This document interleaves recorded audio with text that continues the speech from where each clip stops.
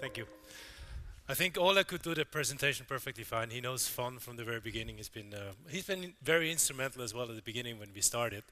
And that's 5 years ago, and thanks a lot for putting me after Spotify. 5 years Spotify. Our last 5 years were a bit longer, I think, than the life of Spotify. But I think now we're in a situation where we're also quite proud of to be at the point where we wanted to be. But it took a bit longer than initially we thought. I'm not going to ask the question, who knows fun? I think some of you might. I'm still going to explain probably fun. But a little bit what fun does. Fun is a community of people who share their Wi-Fi. And there's not much more to it. There's a lot of Wi-Fi around. People have Wi-Fi at home. Everybody uses Wi-Fi. And what we want to do is we want to create a community of people who share their Wi-Fi with each other. So what I'm going to give you, briefly overview, some Wi-Fi facts. Where is Wi-Fi today versus where was Wi-Fi 5 years ago? And I tell you, it's a big difference, you all know. Fun's vision, and that's how close are we to it in terms of who backs Fun and who backs Fun's vision and who believed in the Fun vision. And then finally, where do we stand today? It's interesting to see at this conference here, it seems like, number one, we're not really an internet company. We are, but we're a little bit at the edge between telcos and internet because we're providing internet access. But it's interesting to see everybody here talks about mobile internet. 3 years ago, nobody talked about mobile internet. I mean, there's a before iPhone and an after iPhone. And I guess we've been built definitely for an after iPhone world. We had a similar thing where we said, look, share your Wi-Fi at home and use it on the go, and people would get, why would I want to use Wi-Fi on the go?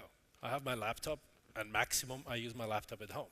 Today the world looks completely different. Everybody has iPhones, iPads, I don't know what. Every single device that's being sold now, internet device, has Wi-Fi. There's maybe some Nokia phones that make it a bit clumsy in the usage, but if you look at all the new phones that are successful, all the tablets, everything that's successful is Wi-Fi. And then you go, and you're a proud iPhone customer, and you just bought an iPhone for, I don't know, $200, it's subsidized, and you have a 60 euros iPhone subscription. You go home and say, the sales agent sold it to you and says, look, use your iPhone, and you can download all these cool movies and applications. And what you do is you go home and say, look, oh yeah, I'm going to download the movie. You click download, and the first thing that comes, well, sorry, you're paying 60 euros to Vodafone, but better download it via Wi-Fi. So every phone comes with Wi-Fi, every gadget comes with Wi-Fi, but really to get the usage out that you want to have of the device, you need to use Wi-Fi. Now, where does that, if we look today, 3 years ago, I don't even have the data, but I guess 3 years ago, Wi-Fi would have been tiny, tiny, tiny compared to total data usage. But we've just, the other day, Gigaom published that on how does Cisco project Wi-Fi to grow over the next 5 years. And we were blown away. They're estimating, Cisco estimates that 50% of all the traffic, all the internet traffic is generated from a Wi-Fi connectivity. Obviously you have a LAN connectivity, you have a Wi-Fi connectivity, and you have a 3G connectivity. But it's like, we see it every day, okay? We see everybody of you uses Wi-Fi at home most likely. But just to think about that 50% of the total traffic is gonna be over Wi-Fi, builds the case for us as well that there will be a fair amount of people who want to have Wi-Fi at home and on the go. And that's where Fun's vision comes in. Fun's vision is there's so much Wi-Fi. Everybody has Wi-Fi, and you walk around and like Ola said, you walk around like a beggar. I want to have Wi-Fi, but effectively you really can't log on to it because you have this little lock on the thing. And like I want to connect it, and you can't connect it. And I'm here. There's 2 open Wi-Fi signals from the fair, and they charge you, I don't know, 6 euros. I didn't even try. So what we're doing is we're using all this open Wi-Fi or all this private Wi-Fi, and we convert it into the community Wi-Fi. Okay? And the way we do this is very simple. 2 ways.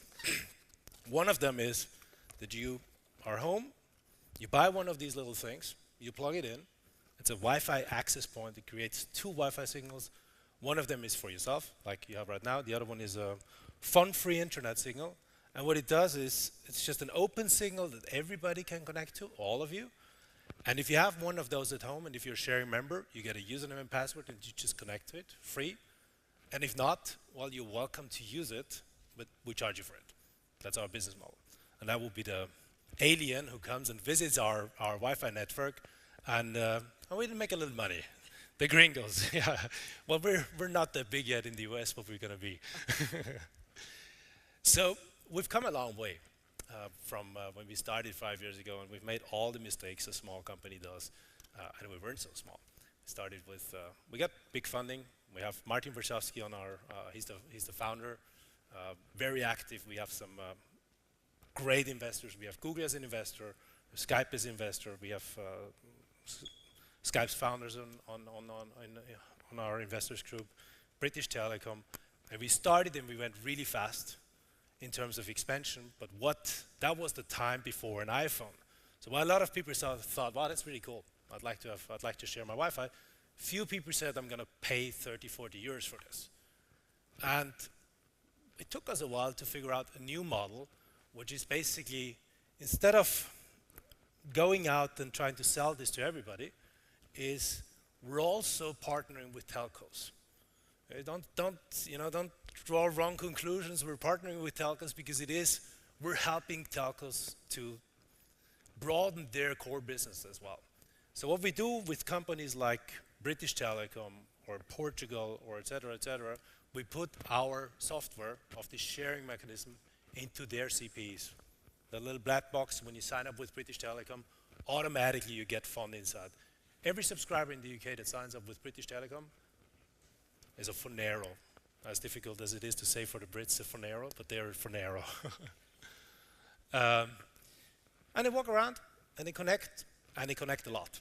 So if you walk around and just imagine you're subscribed, I don't know where you are, but Telefonica, if you had a deal with Telefonica right now, it'd be that you have your Telefonica subscription, you get DSL, which you pay for anyhow, you get your iPad and you just walk around and you connect at a lot of spots.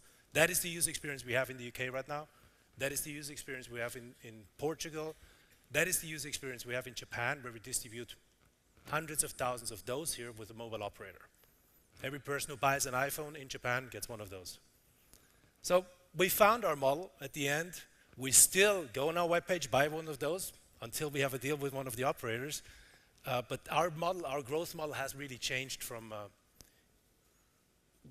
trying to sell these directly to go and partner with the telcos and create a proposition for telcos.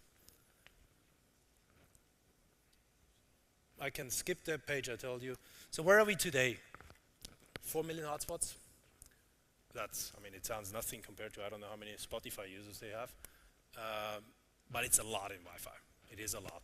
Second largest is Boeing, who would have 300,000. So we really come to a point where right now we are at a tipping point, if you wish. Everybody understands the concept of Wi-Fi sharing. We found a distribution model with our partners that really allows us to grow, scale very, very quickly. We have successful partnerships and some promising partnerships in the pipeline. As a company, I'd say the company experience is very similar to this growth line here. We've been working for 3 years very, very hard, and nothing happened. And in the last 2 years, it just becomes a little bit easier, and it's more fun as well. And I think, I've heard before all these entrepreneurs, and it's very interesting as well to see that from a perspective of working with a visionary entrepreneur, which Martin Warszawski definitely is, and to see how to maneuver through rough times as well, and try to find the right model that sticks. And Ola will be able to confirm that as well. I think the company has gone through a lot of cultural changes, and now we found our model where we are stable as a company and stable as a business. Last, where do we go from here? We want to continue growing. We are continuing growing. We're working a lot on improving the connectivity. So really that when you walk around, the user experience of Wi-Fi has to be, you don't know you're connected. You just see that when you watch that YouTube video, instead of watching it and then you watch that thing, it's calculating again and again, which is 3G. You watch the video and you don't see that the download buffer takes forever. So we're working a lot on that user experience, that you just connect to it in the background. And obviously, we're red here, we're hiring. We're based in Madrid. We're especially in the side of technology. We're adding people. If you are interested, send me an email, alex@fon.com. Yeah, please go online, fon.com, and get one of those, get the user experience. Thank you very much. Thank you.